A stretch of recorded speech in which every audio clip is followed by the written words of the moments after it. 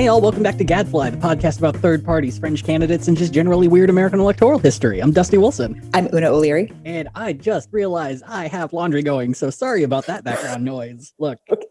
I thought you said you had to get up and go get it. You're gonna listen to an hour of me folding clothes. This is the ASMR distance experience you've always wanted. Someone used starch. Oh man, I'm a fucking genius. Great. So that'll be a nice calming I honestly background. Can't hear anything. Great. That is good news. Man, we're such professionals. I love it. Oh man, yeah. I don't know how you feeling about that impeachment that's going on right now. I'm here for it. I haven't watched any of it. I've just been checking in on the live blog for that Wonket does. Oh yeah. It's I saw a very brief tweet before we started that said it's essentially like it seems like his lawyer duo is dumb cop, mad cop. So cops, but I don't know. And then apparently there's one dude gave a prayer before he started, which I don't know. I guess you can do that. That's if you need that little extra oomph. But I don't know if this is dumb cop or mad cop, but either way, whoever started off apparently rambled in a way that would have Johnny Cochran, may he rest in peace, insulted. Just unbecoming babbling. I wouldn't expect any better or any worse.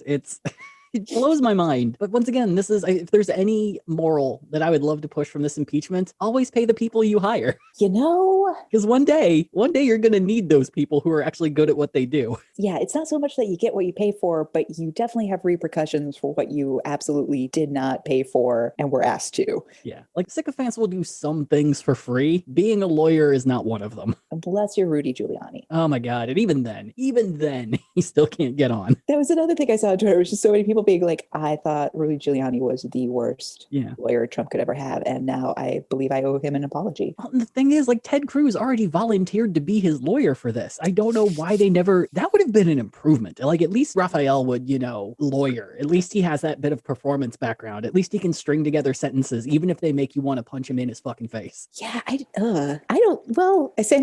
don't like that. But then again, the plaintiff side of all of this was also helped, lawyered by Jamie Raskin. Ooh, yeah, Jamie Raskin's a very good person to have for that. Yeah, and he did not disappoint, from what I've read. Oh my God, yeah, there's so many politicians that you could call in to do that job. Oh my God, if they brought in Lajitas James to do that, she would have been fucking great. Oh, yeah. Oh man. Yeah, it's so many people would have been really, really good for that job. And instead they chose someone who's very good at the job, not super well known. They picked the best person for the job. And it's just, it's exciting. It's exciting and it's going to be frustrating. And I'm going to get so little work done this week because my YouTube is just going to be on nonstop now.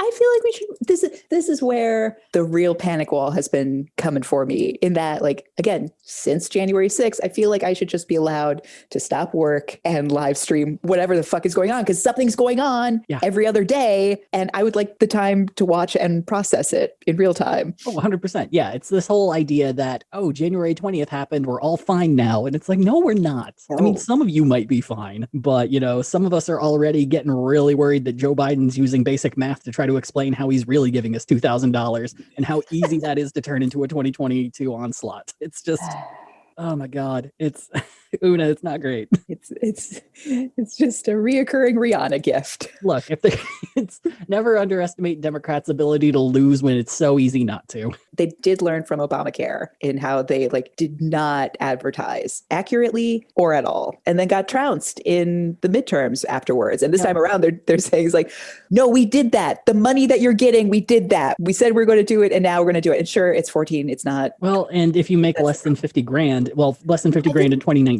I think that got tossed out. Oh, it did? Oh my God, I hope so. I really hope it did, because that was going to do. It got tossed out as of today, where there's it went through whichever budgetary committee it needed to, and someone in there was just no, fuck this. Are you fucking stupid?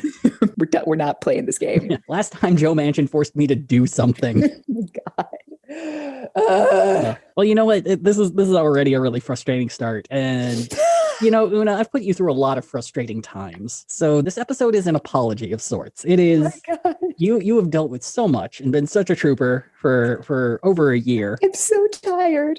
Yeah, this one, This one I'm really, really hoping is going to be one that you're just like, oh, I feel better now. Oh, yay. Yeah. Yay. We'll see how it This is goes. I'll exciting. check in with you at the end, but that's my guess of how you're going to feel. All right. I'm game. I'm excited to see. So for today's episode, we're going to be heading to one of the most remote places in the state of Texas. East of the Rio Grande, in the northern part of the Chihuahua Desert, and right on the edge of Big Bend National Park, sits the tiny community of Lajitas. It's not incredibly clear when Lajitas was founded, but a safe bet would be around the early 1900s. This would be because Lajitas started out as a boomtown after it was discovered that there was cinnabar in them thar hills. And the Texas State Historical Association notes that the Big Bend and Texas Almaden Company began work mining cinnabar in the area around 1903. So I'm sure you're wondering, what the fuck is cinnabar? Okay, it doesn't even matter because in my head, I am hearing Cinnabon. Oh my God. They discovered like a mall Cinnabon in the hills. Like that Cinnabon mine is fucking great. The vein goes miles deep.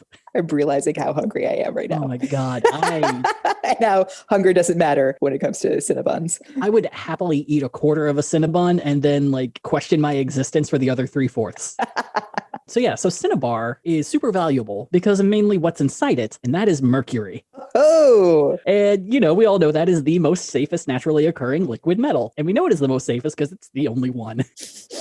So I'm sure most of us are really aware of the old tales that mercury ends up driving you crazy due to the fact that hatters used to use mercury on beaver hats and it drove them completely insane. However, that's not 100% true. So don't get me wrong, touching and fucking around with mercury will fuck you up in a multitude of ways, but it doesn't lead to psychosis. Mercury, fuck around and find out.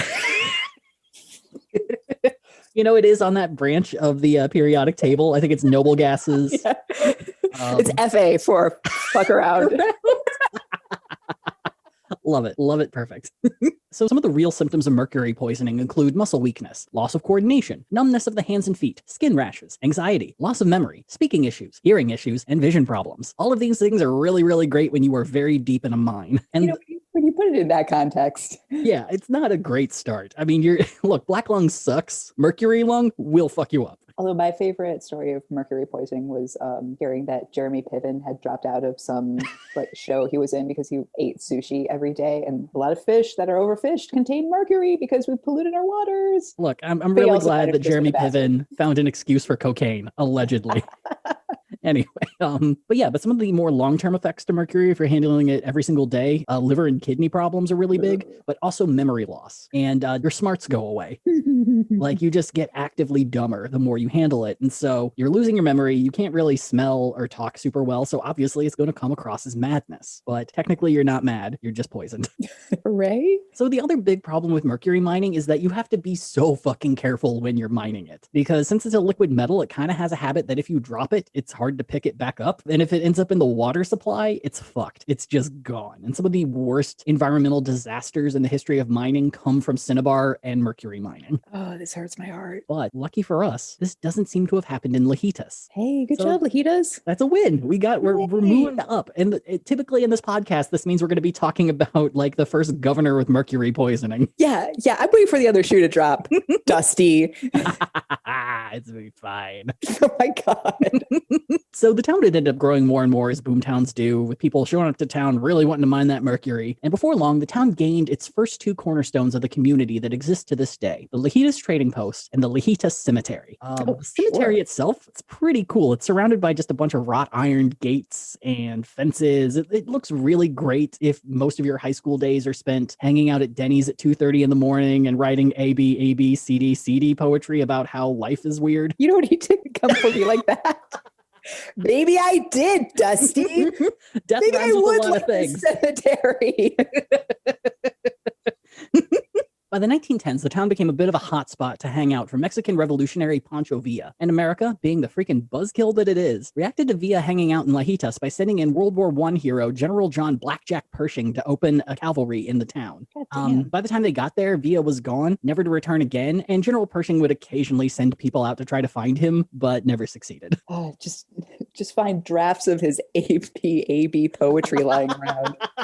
Empty mugs of black coffee, drunk. No, people really don't talk enough about Blackjack Pershing's goth period after World War I. So things for Lajitas would continue to go decently well throughout the decades. But like all boom towns, the mines eventually went dry. By World War II, the cinnabar was all gone, and without any reason to stay in a remote desert town, the vast number of miners moved on. Over the decades, a few people would stay, but for the most part, Lajitas turned into just a near ghost town. The trading post would still serve the occasional tourist from Big Bend, but the remaining draw would be an RV park for tourists and snowbirds. But all of that would change for Lajitas in the 1970s. So if your image of real estate developers is entirely based on Donald Trump and people like him, well, you're not wrong. That is most of them. But we're going to be talking about a guy by the name of Walter Mischer, a man who would change Lajitas forever and is kind of the exact opposite of that archetype in a lot of ways. So Walter was born in 1922 in the tiny town of Gillett and raised on his family's ranch. But as is tradition in America, everything fell apart real hard in the 1930s. At the age of 12, Walter's father would be murdered by a jealous friend. And shortly thereafter, the family ranch would be lost piece by piece to various creditors until by the end, they only had a tiny parcel left. Walter would try college for a little bit, but would drop out after a year after getting a job as a construction worker. He'd move to Houston to help build a refinery, but would then leave that job to open his own engineering company. So, Una, would you recommend that people get an engineering job without getting a degree first?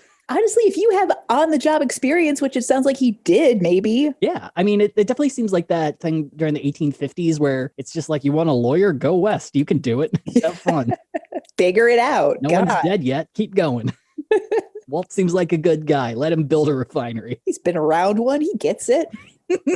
So initially he started out doing a lot of grunt work, so paving roads, digging sewers, but he would eventually move up to building bridges and then developing his own real estate. And lucky for Walter, he got in right as the suburbs were becoming a thing. Walter today is credited with developing the Houston neighborhoods of Willow Bend and Westbury, and is considered to kind of be the patron saint of the Houston suburbs. But also the dude borrowed a lot of money to be able to make these projects happen. But once again, if this were past episodes, we would be talking about how he never paid them back and was completely destroyed. He paid them back. He always paid them back. But through this experience, he learned a lot about banking, which led him and a partner to buy the Continental Bank. And by 1971, they had purchased several other banks and rebranded them as Allied Bunk, B-A-N-C. Ooh. Assuming that's how it's pronounced. Bonk, not bank. And not bunk, B-U-N. Yeah, Allied Bunk is completely different. I do love their multiple bunk beds that are ratcheted together. God damn it. Really great stuff. Boo. Yeah. Allied Bunk, proud sponsor of Gadfly. And by the 1980s, Walter's banks were worth about $10 billion, while his real estate holdings sat at a reasonable $50 million. And this man dropped out of college. Yeah, I just want to point that out, that was a feasible thing fairly short term ago in the grand scheme of things. Like you could drop out of college and do that because you're just like, oh, I know what I want to do. I can do this. I'm good. I'm just going to go do that. Yeah. And they pay me while I do that. University, go rename yourself and I'm going to go open a place. But also to have the money to be able to do that, to be able to go into a bank and be like, hey, I'm a jealousy orphan and I would like a loan for a business. And they'd be like, all right, fine. You got it. Has the credentials. Yeah. Look, wait, have you built a refinery yet? Oh, you have? Oh, okay. Yeah. We'll double that then. Here you go. And as lots of rich people did in that time, Walter also went into politics as a fundraiser. In 1980, Walter raised more money for Ronald Reagan than anyone else in America, getting the campaign $3.2 million in funds and got the credit for pushing Texas from a traditionally Democratic state to reliably red. Walter, shame on you. Look, he's not going to be perfect. We're talking about a rich dude in Texas. It's not all going to be great. Fine. But it was Walter's Lajitas project that would be objectively his weirdest. So maybe it was him yearning for the days of living on his family's ranch, but in the early 70s, Walter would discover the desert town and buy 30,000 acres of land around it, and including the town itself. He would turn some of it into his own personal ranch, but the rest of it would be set aside for his passion project, turning Lajitas into an Old West resort. Now we're talking. Construction on the resort began in 1977, and Walter would succeed in turning the dying town into, it's kind of hard to explain. So have you ever been to like an Old Westy kind of day park? A little bit, but it wasn't during the day. There's a section like north of Joshua Tree that like used to be an old movie park, and now there's like like you can rent it out for weddings and shit like that. And it's kind of cutesy. Yeah. Like my experience with that is there's a kind of an Old West amusement park outside of Phoenix, Arizona. Like we used to go to Phoenix on a kind of regular basis when I was a kid, and we would always go to this Old West park, and you could mine for gold, and like people would get into fights and do shootouts in the middle of the street, and they'd be like, oh my God, I ate that shit up. It was so much fun. But yeah, so it's essentially taking one of those and taking all those sort of clapboard buildings, but giving each and every one of them a perfectly manicured suburban lawn out front. Why?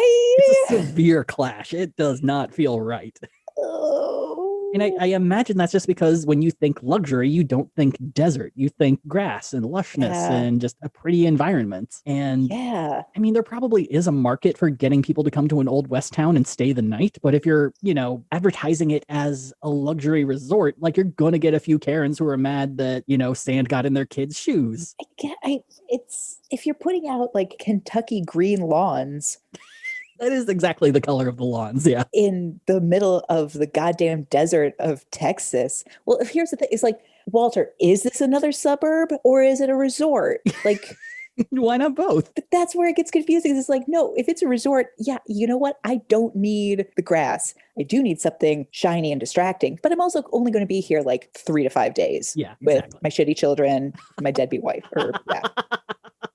But if I'm living there and I'm the kind of person who's just like, you know what, I am going to up and move to this kitschy ass weird development. Yeah. I am at this point probably a 36-year-old boomer, well on my way to having shitty kids. And I want the dream, which is a front lawn and a back lawn in the middle of the desert. Look, I want to listen to the Beach Boys Kokomo while I am hanging out in an old West town that also has, oh my God, what's the name of that store that has all like kitschy gadgets and shit, like Modern Gentleman or something like that? Or I'm thinking Sharper Image, but there's that's it, Sharper Image. Yeah, it's just a front yard full of Sharper Image nonsense and things you got in the fucking airplane buying book. Oh my God, I'm forgetting everything. I've been eating a lot of mercury, so that might be it. Air Mall. Yes. Yeah, just Sharper Image and Air Mall everywhere. Right. You're going to want that sparkling lush green grass to put the weird iron wrought tchotchkes that you bought in the back of the Hammerschmidt magazine. Yes. It was in front of you on your continental flight. Look, I had 25 single serve doers on the fucking airplane. I'm gonna buy that fucking Sasquatch lawn ornament. It had an orb in the middle, and there was... Am I going to put that in front of my home in Houston? No, that shit's for Lajitas. I don't want people to think I'm a monster. The frog holding up a sextant, and look, it felt really on brand. Where are you sailing to, little frog friend? And I can look at it while I feel the lush grass under my bare feet, contemplating why I had to move out here. Oh, right. It was because the whole swingers thing died out and we had to leave our community real fast. The swingers thing died out and someone told me there's enough scorpions in the wild out there that you might end up losing a child or wife. And I figured, roll those dice, motherfucker. Either way, there's life insurance on everyone. Let's make a miracle happen. This is such a dark world we've created. A terrible community. It's Walter's fault for putting in beautiful manicured lawns. Now I gotta mow it in a desert. It's turf. It's not real. It's fine. Real. What's it gonna grab onto? Sand? Oh, they're still buying lawnmowers to fucking cut that shit too. Oh man, what were we talking about? Oh yeah. We are. So Walter would advertise the resort as where, quote, the Old West lives again with the ease and recreations of today. Just flows off the tongue, don't it? The Chicago Tribune, yes, that Chicago Tribune, would describe the resort as such in 1986. Quote, it's a Hollywood-like set that boasts all the amenities, including river rafting, horseback trips, and a 9-hole golf course that struggles to stay green. After sleepy border towns like Presidio and Redford nestled amongst the chiseled mountains and rocky canyons, Lajitas appears to be a Disneyland in the desert. It's Main Street in any Western movie you've ever seen, but in Lajitas, 4-wheel drives and an occasional Cadillac, not horses, line the street. Step into the Frontier Drug Company and pick up a chic cordless lady speed razor or ninja perfumed body silk. Pass the time in the lobby of the Badlands Hotel, reading the computer sales catalog, business aviation, or glamour. Shop at the Mercantile and try on a $290 crocheted blouse. Oh God. You know what this is? This is a beached cruise. Oh my God. Like the way that sometimes a whale like shows up on shore bloated and dead. Luna, how'd you make this worse? How'd you describe it accurately and worse? Oh, what happened to that Carnival cruise ship? Oh man, they just tried to move it up the fucking Rio Grande like some weird Werner Herzog movie. Just a bunch of people carrying it up the goddamn river, and here it stayed. But anyway, would you like some duty-free cologne? Oh God. People always make a big deal about duty-free, but it's not that cheaper. It just makes you sound like a dick. Yeah, it's the same Clinique, but now with fancy money that you're trying to get rid of before you go back to the States. Hey, look at this asshole who paid for a bottle of Johnny Walker Gold for $10 less. Good on you. Think you're better than me? Liking that around the fucking airport like you're gonna drink it on the plane. This is a Southwest flight, sir. Big fucking deal. I can get the same amount of cartons of cigarettes in Georgia.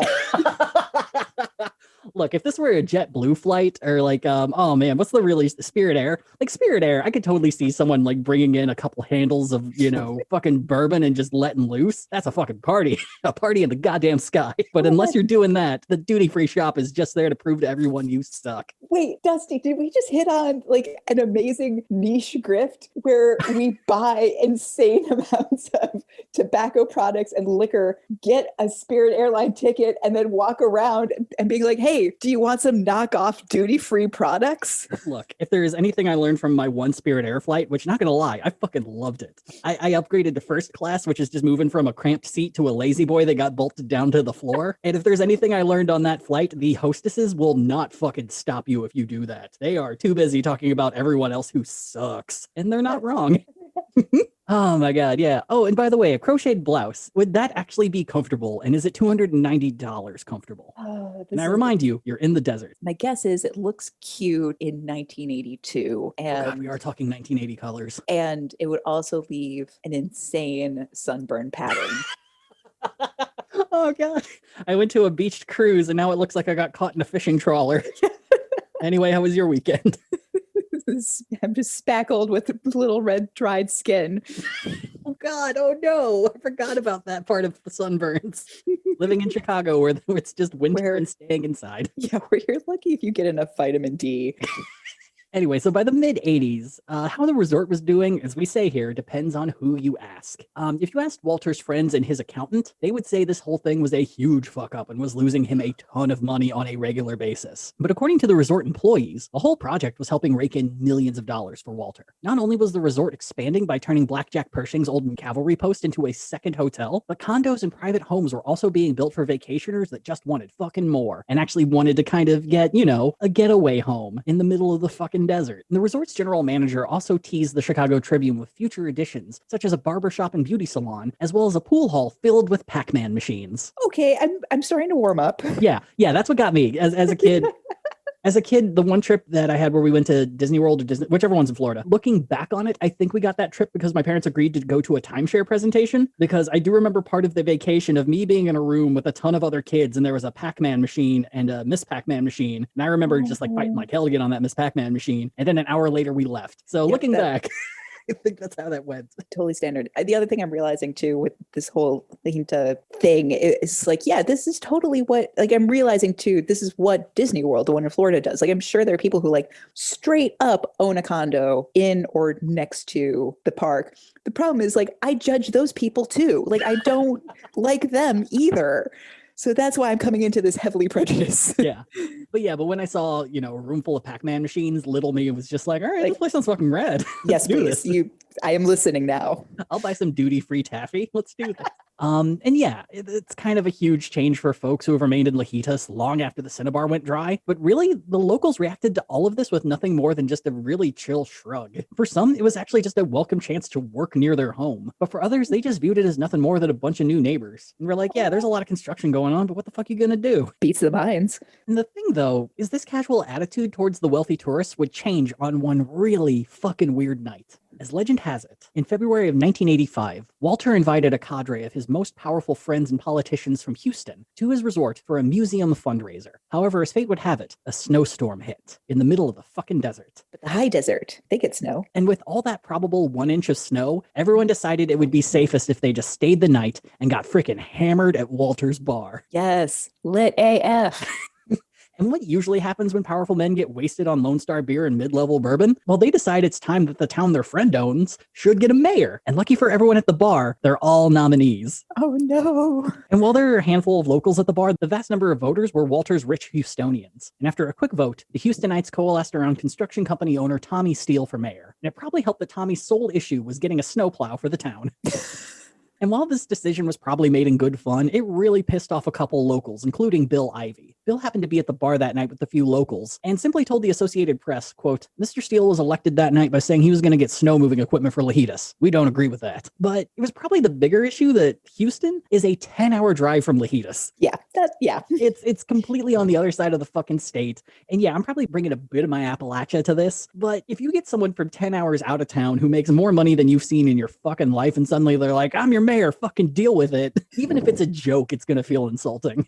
100%. I mean, even if you're from the town over, even if you're just like the new wealthy in town, yeah, it's gonna rub you the wrong way. Yeah, and so to give you an idea, so Lajitas is in Brewster County, Texas, and the average income today there is around 15 grand a year. And the folks who live in Lajitas are a very proud sort. And for example, we can look at Collie Ryan, who might be my favorite person who lives in the county just based on her description. So Collie moved to the nearby ghost town of Terlingua in 1980, and instead of buying property, she just decided to squat on whatever land no one had built on. She placed the rusted hull of an old school bus on the ground, and it's been her home ever since.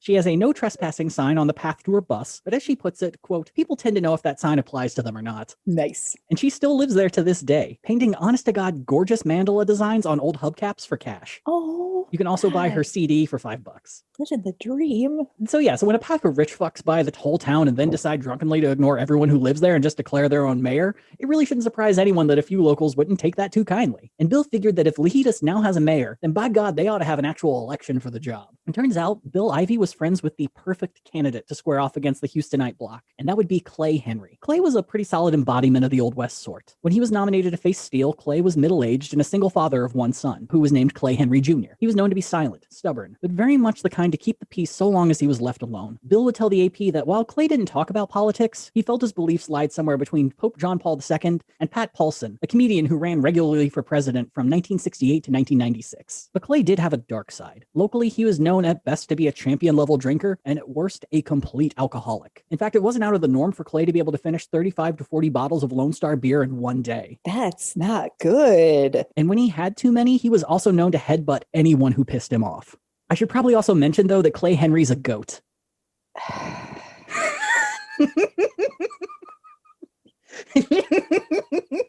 God damn it, Dusty.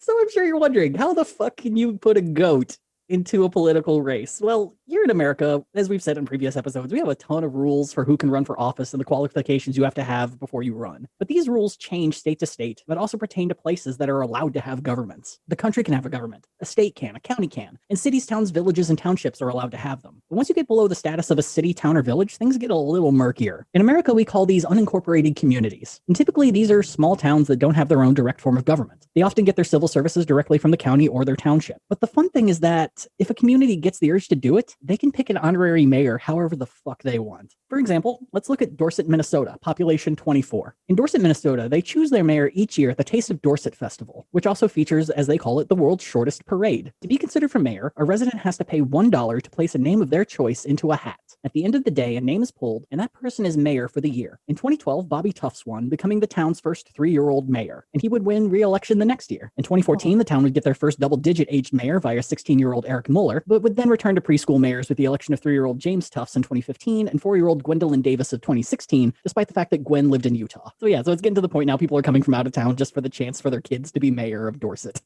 But also we can look at the town of Rabbit Hutch, Kentucky. And they've made their town tradition to only elect dogs, beginning with the 4-year term of Goofy Bornman Calhoun in 1998. In 2020, the town elected French Bulldog Wilbur Beast to be the town's 5th mayor, defeating a beagle named Jack Rabbit and a golden retriever named Poppy. And 23,000 people voted for the puppy mayor of a town of 426 people.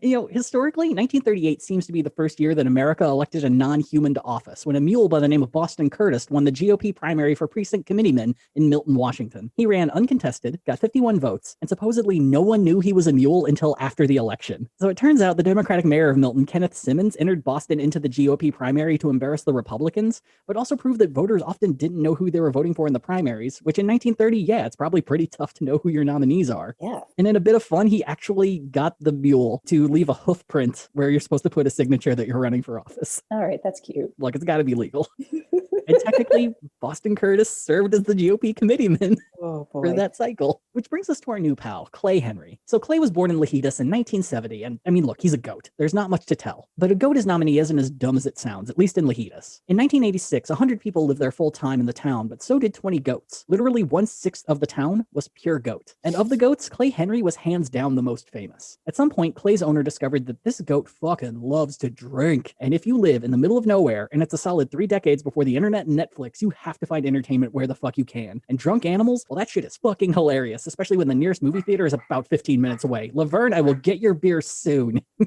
So Clay would up his game, though, not just from being a drunk goat. He got so used to drinking that all someone had to do was pop the cap of a bottle of Lone Star, and Clay would grab the bottle and knock it back all on his own. He would just grab it in his mouth and throw his neck back and just drink. This poor alcoholic goat. It's funny, Una. It's funny. It's definitely not okay, but I understand how this shit happens. It probably wasn't on purpose. I seriously doubt the owner of this goat was just like, I'm going to get this goat drunk and it's going to make us both happy. Yeah. So word began to spread as tourists traveling through the town became aware of Clay. And before long, Clay was the reason to stop by Lajitas on the way out of Big Bend. Tourists would pay for a beer, give it to Clay, and everyone wins. And as said before, Clay's fame got to the point that he was chugging up to a case and a half of beer a day. And with fame gone completely to his head, he even started wearing a top hat with holes for his horns to poke through. Oh, it's so cute. He's drunk and he wears a hat. I'd pay $1 for a beer to see that. That'd be totally fine. But you know what? Let's face it. Walter might have brought the resort to Lajitas, but it was Clay that was keeping the town alive. So if you're going to pick a local to go toe-to-toe with the rich Houstoners, then you cannot do much better than Clay Henry, the beer-drinking goat. And the thing is, Bill Ivey actually went about the campaign in a way that was far more serious than anyone could have anticipated. Bill would hire Jim Woodward of Uvalde, Texas, to be Clay's campaign manager. The two began sending out press releases for the Henry campaign to all of the major national outlets, which is the whole reason that I get to cite the AP and the Chicago Tribune as sources for this episode. This is awesome. Whether Bill was actually that pissed off at Walter and his pack of Houston friends is probably up for debate, but if anything was clear, Bill saw this as a once-in-a-lifetime chance to take the beer skills of Clay Henry national. And of course it fucking worked. It's a beer-drinking goat, and cable barely exists. We fucking need something as a nation. Yeah, they were only then realizing that there are 24 hours, and they have to fill them all. None of it can be static. Quick, give the goat another beer. Man, usually I'm just staring into nothingness, wondering about my being in the end of it all, but that goat looks fun. And funny enough, the election would actually end up having multiple nominees. So you had incumbent Mayor Tommy Steele, who once again was running on getting the town that snowplow that he promised a year ago, a wooden Native American statue that's been at the trading post for a number of decades, a dog by the name of Buster, and Clay Henry. So there, just to reiterate, there are 4 candidates. 1 is human. Yes, 1 is human, 3 are living. Right, and sentient. Yes. And much like the election in Dorset, Minnesota, to vote, a resident would have to pay a poll tax, which, yeah, kind of illegal, probably should change the name of that, but at least the money raised did go to charity. And when all the votes were counted, Clay Henry would win in a landslide. And now Clay wasn't just drunk, now he's drunk with power. Oh, God damn it. Now he's the greatest of all time, a.k.a. Oh, God damn it. Goat. Close. You can play this game, Dusty. I was trying to make you happy. You do this to me on my daughter's special day. That's how the line goes, right? On the day of my daughter's wedding. Oh, yeah, it was a wedding. Fine, it's only day. one of the best movies ever made, quote unquote. So Clay went about his mayoralship with an iron fist. He would learn a sort of rudimentary form of communication wherein he would be told an issue the town was facing, and a beer would be placed in front of him. If he drank it, then he agreed with the proposed solution. If he knocked it over, then he disagreed. Any attempt to deviate from Clay's edicts would result in him refusing to perform for tourists, resulting in days of lost income. Before long, the town was at the complete control of a drunk goat. Or at least that's how I wish it went. Because let's face it, he's a goat. He's a goat, Una. What the fuck is he gonna do? What policy am I going to write about with this fucking thing? In reality, Clay just kept doing his drinking shows, just now with the respectability that public office brings. And Clay would rule as mayor of Lajitas until 1993, when tragedy would strike. He died of cirrhosis? Oh, it's worse. Oh, no. So this is as told as a bartender to a alt weekly newspaper guy in 1994. So one evening, Clay and Clay Jr. were both, it was after drinking hours, and they were both just completely fucking wasted for the tourists, because Clay was trying to be like his dad. He was rumored to never be able to drink as much, but it was still impressive enough for tourists to be fine with it. And so it was after a day of shows, and they both locked eyes with a lady goat that they both really liked. And, you know, they're drunk, they get into a fight, and Clay Jr. gores his father with his horns, killing him. And since goat mayors seem to operate by Highlander rules, Clay Jr. became the instant mayor of Lajitas. Oh. Yep, we got patricide in the fucking house. We got like Greek mythology up in here. That Yeah, is this is some Shakespearean Shakespearean tragedy. bullshit. Where Holy shit. what do we do? Put the hat on the other goat. No one will know. He'll be fine. So having just murdered his father, taken his title and his job, it seemed that everything was smooth sailing for Clay Henry Jr. But fate does hate patricide, and 3 years later, Clay would die of natural causes. I don't know how natural they were if he was... Cirrhosis, probably. Yeah, okay.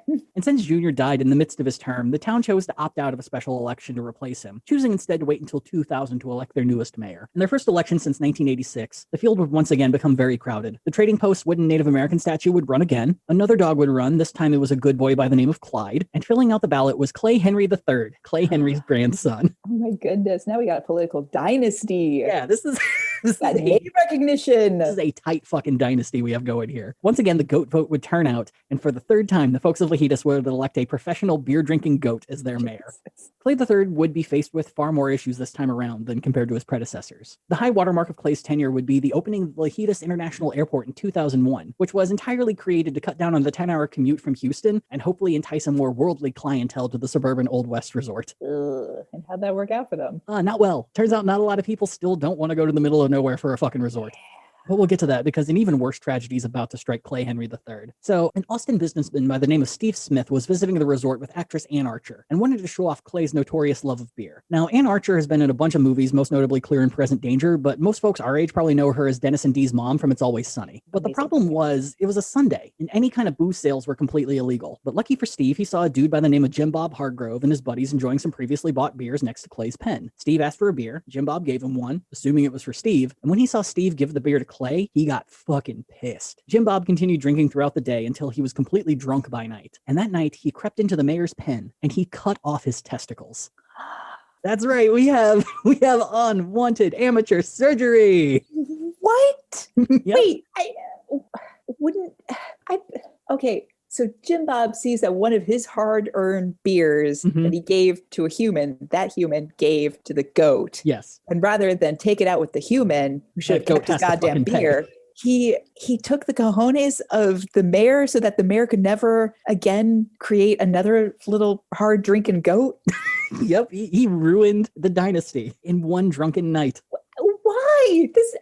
Drunk, this makes no sense. He has a reason. It's fine. He's not doing this because he's a lunatic. He has his reasons. But first, we should probably check in on how Clay III is doing. Yeah. So the next morning, Clay was found lying on the ground, bleeding from where his balls once were. And a quick search for anyone who could help commenced, and a pair of ranchers arrived to suture the wound, since it's kind of something that they're used to doing. I mean, you got to control your goat and cow population, so you get used to castration, and so they were able to sew him up really good. And by that evening, Clay was getting drunk. I mean, to forget his woes, I'm sure. Yeah, I mean, it was not a good day. And so a local county cop was sent to investigate, and I'm sure he had a wonderful time. And he eventually got to talking to a maid who worked at the resort, and she claimed that she had been cleaning Jim Bob's room and found what she called, quote, strange-looking meat. So she did what I think any of us would do and threw it the fuck out. And the cop went into the dumpster, dug around, and eventually found Clay's balls. Hargrove would be charged with animal cruelty. Yeah. However, the trial would end in a hung jury, and the judge would decline to order a retrial. What? Yeah, apparently there were a number of people on the jury who felt for Jim Bob. And so the reason he gave was he did not think it was fair that Clay Henry III, the mayor of Lajitas, was allowed to drink a beer on a Sunday, but he couldn't. And apparently this had been something that had been pissing him off for years. That, Jim Bob can't go into a bar and get a beer on a Sunday, but this fucking goat can get wasted in public all the goddamn time. And he would often get drunk on a Sunday. And he would often get drunk and mumble to his friends, I'm going to get that goat one day. I'm going to cut off that goat's balls one day. The best thing about this trial is the Brewster County DA had to try it. He had to be the lead attorney on this. It's insane. It's absolutely insane. And of course, all these national newspapers were just like, can't charge him for murder or attempted assassination or treason. Got to charge him for animal cruelty. Womp, womp, womp. What? And what year was this again? This would have been 2002. Amazing. Yeah, we all needed a breather in 2002. I was going to say, this happened in a post 9/11 world. I object so strongly to his argument because he was drunk on a Sunday when he made the decision. No, it was he couldn't buy more beer, but neither could the goat. Look, blue laws and like dry county laws for this sort of shit always drives me crazy because if you know the liquor store and the bars are closed on Sunday, why the fuck don't you just buy your beer on Saturday? How is that so fucking hard? Just think ahead. Like, are you just worried? I mean, it is part of the problem that, if you're worried you're going to drink all the beer you bought for Sunday on Saturday night. But then the problem isn't the blue laws. No, the problem is the goat. That goat's going to fucking pay. I voted for Clyde the dog, you bastard. This election was rigged. Clyde would let me drink on a Sunday. He's a good boy. He's so good. So to add insult to injury, 2003 would also be the year that Walter Mischer would throw in the towel and sell the resort. Like I said, the airport had only lost money, and it finally seemed like the Lajitas resort would just never work. So the resort went up for auction and was bought by Austin businessman Steve Smith, the very same Steve Smith that caused Clay to lose his balls in the first place. Oh my God. And Smith would pay $4.2 million for the whole resort and went about making it exclusive as fuck. Yeah, let's ramp up to 2008 right now. So Smith expanded the golf course to 18 holes. He added upscale restaurants, a new bar, and added another 92 luxury rooms to the original lodgings Mischer had created. All totaled, Smith spent $100 million of his own money to create a destination for the rich in the middle of fucking nowhere. And Smith even created housing for people who wanted to live there full time, just like Mischer had done, around 2008. Which, yeah, it didn't go well. It was the real doom of his plan. And it turns out, not a lot of rich folks really want to live that far away from the cities where they do their business. And within 4 years, the resort had to declare bankruptcy. In 2007, one of the few people who did buy a home there, Dallas businessman Kelsey Warren, would buy the town for $13.5 million. And Kelsey also happens to be the 299th wealthiest person in America, according to Fortune magazine, with $2.8 billion. So his goal in buying the resort is to kind of de-exclusive it. And he really wanted locals to be able to come back and hang out like they had in the past. And as for Clay, well, as rumor has it, he retired from the drinking business in 2008, entering his own form of goat rehab to kick the sauce. And he would enjoy 2 sober years before his death in 2010. And Lajitas hasn't elected a new mayor since. Today, the Lajitas Golf Resort and Spa is still owned and operated by Kelsey Warren. If you're feeling extra extravagant, you can stay in the Clay Henry Suite, a 550 square foot room in the Badlands Hotel section of the resort. The resort now features a zip line, a shooting range, an equestrian center, a spa, mountain biking, activities for birders. You could rent a Subaru Crosstrek, and there is a museum dedicated to longhorn cattle, for the kids. Oh, God. But if you want to pay honor to the last 3 mayors of Lajitas, then you can hop by the resort's Thirsty Goat Saloon. But honestly, that's probably not the best way to actually do it, if I'm being honest. Because what you probably should do is you should take a 16-minute drive northeast to the town of Terlingua. There you'll find the Starlight Theater restaurant, where you can go and grab a Frito pie, get around a Lone Stars or a prickly pear margarita, and toast to the literal Clay Henry, who stands stuffed and mounted inside, proudly hoisting a beer between his lips. Oh, hell yeah. And that is the story of Clay Henry Jr., and Clay Henry III, the 3 goat mayors of Lajitas, Texas. Fucking Bush dynasty over here. I mean, to be fair, they did support the Iraq War, so, that might also been why he lost his balls. Yeah, I figured it was about time that we talk about some sweet, lovely animals and how they became mayors of their own towns. I do love this. Thank you, Dusty. You're welcome. This is something that I'm kind of wanting to make a regular thing, just because we talk about a lot of heavy shit and things get frustrating. And, every once in a while we need to talk about, the cats, dogs, and goats who became mayor. I don't know. There's one episode I wish we could do. Apparently in Ecuador, a bottle of foot powder ran for office and did very well. In Brazil, there was a rhinoceros that ran in the 1950s and did so well that there's now a term for it, a rhinoceros candidate for someone who is running not seriously. Amazing. And it ends up being like a protest vote. I want to bring in that verbiage somehow here. Yeah, it's kind of tough. I mean, just because Rabbit Hutch was recently in the news just because they did elect a new mayor, and I hope, Wilbur Beast is doing well. No. But yeah, we don't really have a long tradition of protest candidates. It's almost always very serious people in one way or another. Like Vermin Supreme's about the only person who probably falls outside of that. And even this last year, he became very serious, at least for him. Or at least the people voting for him are like, no, I am very serious about this. Yes.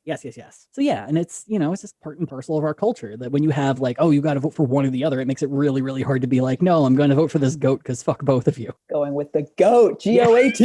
I got drunk with that goat. He told me a lot of really weird stories. He got a little too drunk, started hugging me, saying, I really miss my balls, man. If you just give me some balls, man. I really just... Has the goat lied to me? No. Clay Henry IV lives in my dreams. Oh. Yeah, that's really, I think, the worst part of, other than the fact that Jim Bob Hargrove should have gone to fucking prison for attacking an animal and attempting to kill it. Like, attack the person. Attack that rich snob from Austin. Yeah, like I think that's the thing that really unsettles me is that he kept the balls. And the only reason you do that is so on one of the many nights that you get drunk, you can just pull them out of your fridge and be like, guess whose balls these are? Or you turn them into sweetmeats. Oh my God, that would have been the worst. You like invite Bill Ivy over for like dinner and you're like, oh, you enjoying your sweetmeats, Bill? Yes. I got the internet so I can learn how to cook them. Do you know whose they are? They are, Bill. To continue with our Godfather, one day Bill Ives wakes up to like a little splattering of blood, throws the sheets back in there. And no, I didn't notice them at first. It took me a while to find them. One had fallen under the pillow. The other was like between the headboard.